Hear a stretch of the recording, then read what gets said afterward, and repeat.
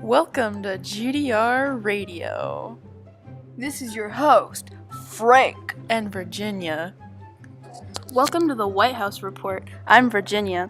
During the Great Depression, life was a daily struggle for everyone.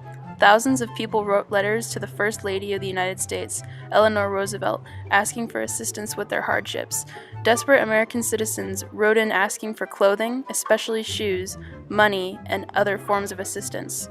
Struggling people didn't have any warm clothes to protect themselves or shoes to cover their feet during the harsh winters. Food was also scarce, especially to children. 20% of the young population of the United States was malnourished during the Depression. A quarter of the population was unemployed, so parents couldn't afford to feed their children, leaving them hungry. In some extremely poor mining towns, the amount of starving children increased to an astounding 90%. Schools were also closed, not able to afford being open anymore. Roughly 3 million children between the ages of 7 to 17 had to leave school. 40% of the young people in the U.S. were neither employed or enrolled in school. Here is a letter written to the First Lady.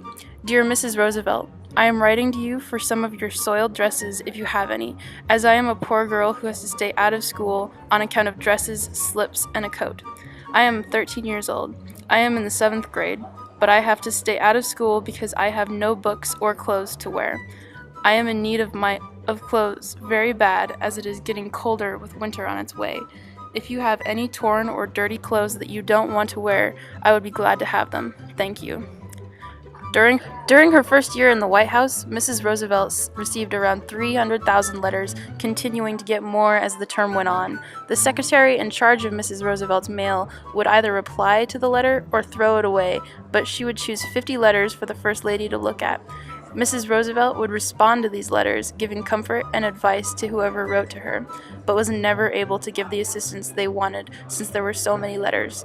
The First Lady responded in another way by working to establish government programs such as the National Youth Administration and the Works Progress Administration.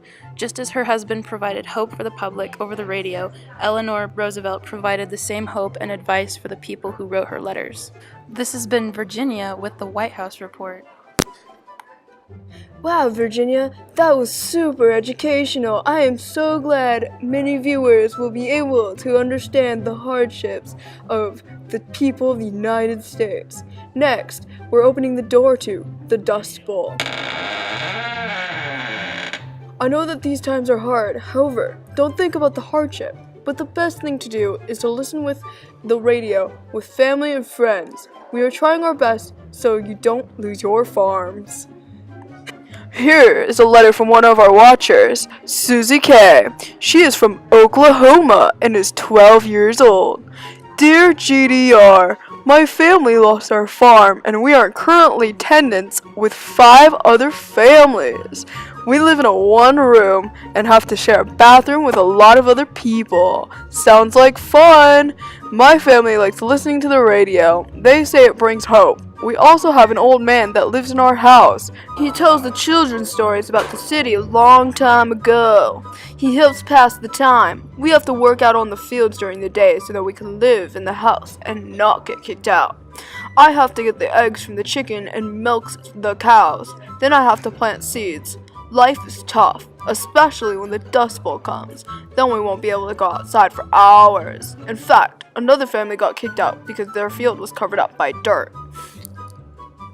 Here's another story from Illinois. This is our last story of the day, so enjoy, folks. This is a story from Lawrence Brown. These are his recollections as a child from the Depression. Disclaimer, we did not use this story from Times Magazine. I was born in 1928 in Carnamine, Illinois, where I live now. We raised watermelons and corn, and you just couldn't sell anything. Nobody was buying any of our commodities.